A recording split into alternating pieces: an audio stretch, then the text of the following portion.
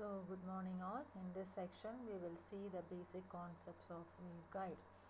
So what is a waveguide? As the word suggests, it's simply a structure which is used for guiding electromagnetic wave. You will come across different types of waveguide. Different types in the sense different shapes of a waveguide, like a rectangular waveguide, spherical waveguide, cylindrical waveguide, etc. etc. Now as we move to higher frequency, what happens is the loss will increase, as well as the attenuation of electromagnetic wave also increase. Hence, we prefer waveguide over transmission line or coaxial cable, because in waveguide the loss is said to be zero. So in order to reduce loss, we will be using waveguide for transmitting electromagnetic wave. Next we will see what is a parallel waveguide. Parallel waveguide, as the name suggests, it will be having two parallel plates separated by some distance. So here as I said earlier that we use waveguide in order to minimize the loss. How it's possible to minimize the loss inside a waveguide? Now here you can see two parallel plates, and the electromagnetic waves will be propagating in between these two plates to and fro in this direction, like this. Okay. Now what happens is that if the distance between these two plates satisfies a condition m lambda by 2 cos theta, then it's said that the loss will be minimum, or in other words, there will be no loss when the signal or when the electromagnetic wave is propagating through the waveguide structure, where m can be any discrete number, lambda the wavelength of transmitted wave, and theta is the angle at which the electromagnetic wave is launched into the waveguide. Here you can see the electromagnetic wave is falling into the waveguide in this direction, right? In this direction. So the angle of launching is this one. Okay. So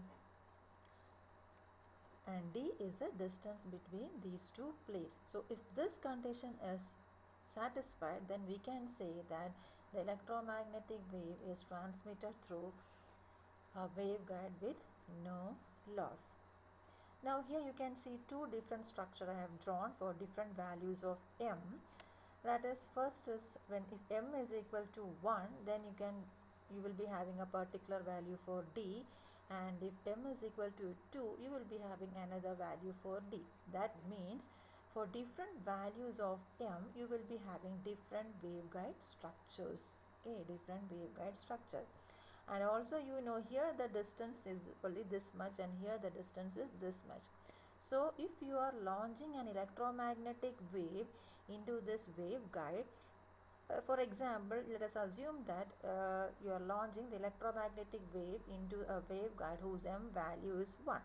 So if we launch this electromagnetic wave into this waveguide, it will follow a certain path from source to destination.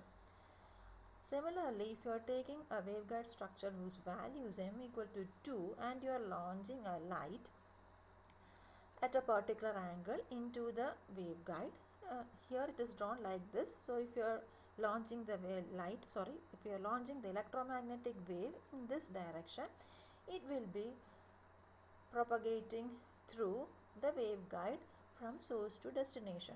But the path followed by these two waves in these two different structures will be different from source to destination, because the d value is different and the structure is also different. And if the path traced by the electromagnetic wave from source to destination is different, then we can say the electromagnetic wave have different modes. So mode can be simply defined as the number of paths traced by the electromagnetic wave from source to destination. So that is one explanation for mode. suppose if your m value is constant, let your m value be constant, that means this structure, okay. Still, in a single structure, you will be having different modes. How? Here you can change the angle of launching.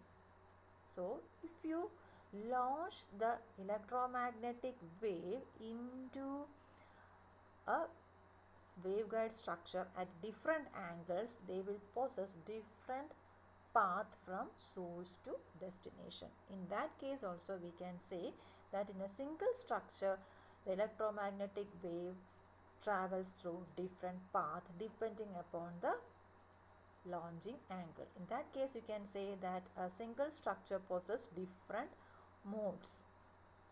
So I hope the concept of mode is clear, and that's all in this video, and thank you.